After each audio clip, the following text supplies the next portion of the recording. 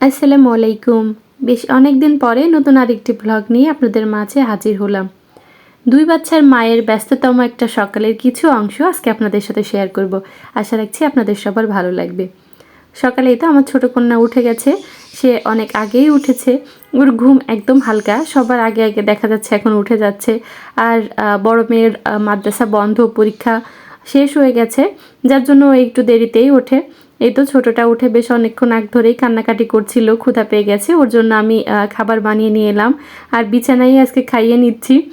কারণ বড় মেয়েটা এখনও ঘুমাচ্ছে, তাই এখন আর বিছানা গোছানো তো সম্ভব না চাইলেও। সেজন্য মশারির একটা পাশ খুলে ভাবলাম আগে ছোট মেয়েটাকে খাইয়ে নিই, তারপর যখন বড় মেয়েটা উঠবে তখন একবারে বিছানাটা গুছিয়ে নিব। তো এই তো আমি বাবুকে খাইয়ে নিচ্ছি। বাবুর জন্য আজকে সুজি করেছিলাম। এখন কিন্তু শীত অনেকটাই কমে গেছে। রাতে কম্বল গায়ে দিলে গা ঘেমে যাচ্ছে, গরম লাগছে। আবার শেষ রাতের দিকে হালকা একটু শীত লাগছে। কম্বল গায়ে না দিলেও চলে। পাতলা কাঁথা গায়ে দিলেও পাতলা কাঁথা না, একটু ভারী কাঁথা গায়ে দিলে আর কি হয়ে যায়। কম্বলের মতো শীত এখন আর নাই। ঠান্ডা গরম এই আবহাওয়াটা এই সময়ই কিন্তু বাচ্চারা প্লাস বড়রা একটু বেশি অসুস্থ হয়। না ঠান্ডা না গরম, একসময় ঠান্ডা একসময় গরম। তো এখানে কিন্তু ঠান্ডা জ্বর কাশি এগুলো আর কি বেশি হয় এই আবহাওয়াটায়। এই তো আমি বাবুর সাথে একটু খেলছিলাম, খেতে খেতে একটু খেলছিলাম। মাঝে মধ্যে একটু খাওয়ার মাঝে বিরতি দিলে আর কি ওরও ভালো লাগে, ও এনজয় করে খাবারটা খায়। সেজন্য আমি ওর সাথে একটু খেলে নিলাম। এরপরে আমি বাকি খাবারটা আবার খাইয়ে দিচ্ছি। এখন কিন্তু সকালের ফার্স্ট কাজই আমার বাবুর ব্রেকফাস্ট করানো দিয়েই শুরু হয়।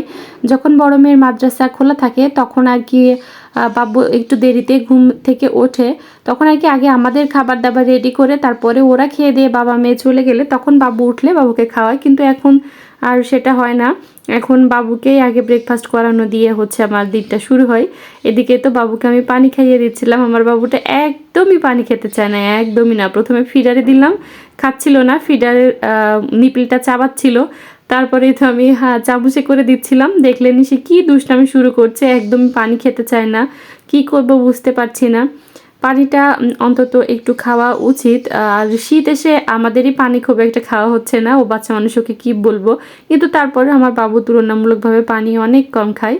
এরপর তো আমি তার চুলে একটু তেল লাগিয়ে দিচ্ছি।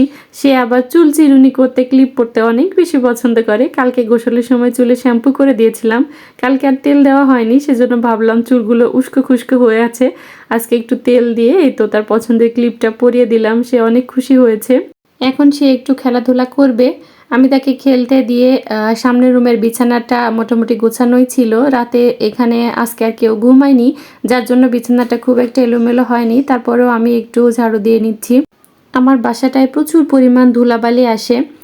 বাসাটা যেহেতু ছোট্ট, তাই ছোট জায়গার মধ্যে মনে হয় ধুলাবালিটা আরও বেশি পরিমাণ আসে।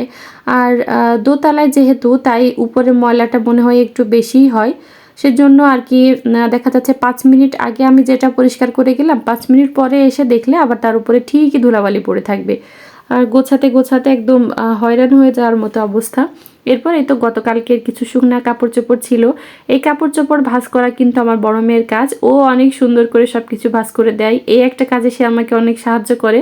তো অল্প কিছু ছিল দেখে কালকে আর ওইগুলা ভাঁজ করতে দিইনি, বা যাই হোক যে কোনো কারণে কালকে আর ভাঁজ করা হয়নি। এখন এই তো আমি ভাঁজ করে নিচ্ছি। আসলে সকালবেলা এত বেশি তাড়াহুড়া থাকে, সারা দিনই তাড়াহুড়া থাকে, কোন দিক থেকে দিন পার হয়ে রাত আসে বুঝতে পারি না। আর বিশেষ করে জামা কাপড়, 4 জন লোকের জামা কাপড় ধোয়া, পরিষ্কার করা, ওঠা, সেগুলো ভাঁজ করা, এটা কিন্তু কম কষ্টের বিষয় না। বিশেষ করে বাবুর জামা কাপড় এখন অনেক বেশি হয়। তারপরে তো বাবু ঘুমিয়ে গেছে। প্রতিদিন তার এটা ঘুমের টাইম। ব্রেকফাস্ট করার কিছুক্ষণ পর সে ঘুমিয়ে যায়। 5-10 মিনিট মতো একটু খেলে, খেলার পর তারপর সে ঘুমিয়ে যায়। কিছুক্ষণ যখন ঘুমায় তখন আমি বাকি কাজগুলো করে ফেলি।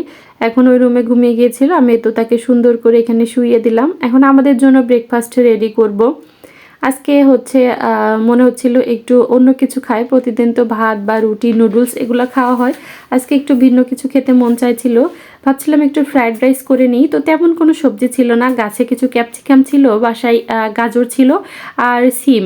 এই 3টা হচ্ছে সবজির মধ্যে 3টাই ছিল। আর চিকেন নিয়ে নিয়েছি। এটা দিয়ে আর কি আজকে সিম্পলভাবে হচ্ছে ফ্রাইড রাইসটা রান্না করব। তো প্রথমে আমি রসুন কুচি আর আদা কুচি তেলের উপরে দিয়ে সামান্য একটু ব্রাউন কালার করে ভেজে নেওয়ার পর কেটে রাখা মুরগির মাংস এখানে দিয়ে নিচ্ছি। মুরগির মাংসটা একটু যখন সিদ্ধ হয়ে আসবে তখন এখানে আমি কেটে রাখা সবজিগুলো দিয়ে দিলাম। এখন সবজিগুলো ভালো মতো ভেজে নিচ্ছি পরিমাণ মতো লবণ দিয়ে। এখানে যদি আরও বেশি সবজি দেওয়া যায় তাহলে কিন্তু টেস্ট আরও বেশি ভালো আসে। আমার কাছে মাত্র 2টা সবজি ছিল, যার জন্য 2-3টা সবজি আর কি এখানে দিয়েছি। এরপর সবজিগুলো যখন ভাজা হয়ে যাবে ভালো মতো তখন এখানে আমি 2টা ডিম দিয়ে দিচ্ছি। এখন এই ডিমটা দিয়ে ভালো মতো নেড়ে ছেড়ে আমি আরেকটু ভেজে দিব। ভাজা বলতে এত বেশি ভাজা ভাজা করা যাবে না, ডিমটা একটু স্ক্র্যাম্বল হলে সে পর্যায়ে আর কি। আগে থেকে এখানে এই তো আমি রাইসটা সিদ্ধ করে রেখেছিলাম, মোটামুটি 90%-এর মতো সিদ্ধ করে রেখেছিলাম। এরপর এখানে সে রাইসটা দিয়ে দিলাম। তারপর 2 চা চামচের মতো এখানে ঘি দিয়ে দিলাম। ঘিটা অপশনাল, চাইলে দেওয়া যায় নাও দেওয়া যায়। দেওয়ার পর এখন এই তো ভালোভাবে বেশ কিছুক্ষণ ধরে একদম লো আছে আমি রাইসগুলা ফ্রাই করে নিব। আমি কিন্তু সবসময় এরকম সিম্পলভাবেই ফ্রাইড রাইসটা বাসায় করে থাকি। আমার কাছে তো বেশ ভালোই লাগে, আমার বাসার সবাইও পছন্দ করে। আর যেহেতু এটা সকালবেলা ছিল তাই ফ্রাইড রাইসের সাথে আমার কাছে ডিম পোস্টটাই বেশি ভালো মনে হলো। এখন আর চিকেন ফ্রাইড রাইস বা বেশি তেল জাতীয় কোনো কিছু করলাম না। সবাই ভালো থাকবেন। আল্লাহ হাফেজ। আসসালামু আলাইকুম।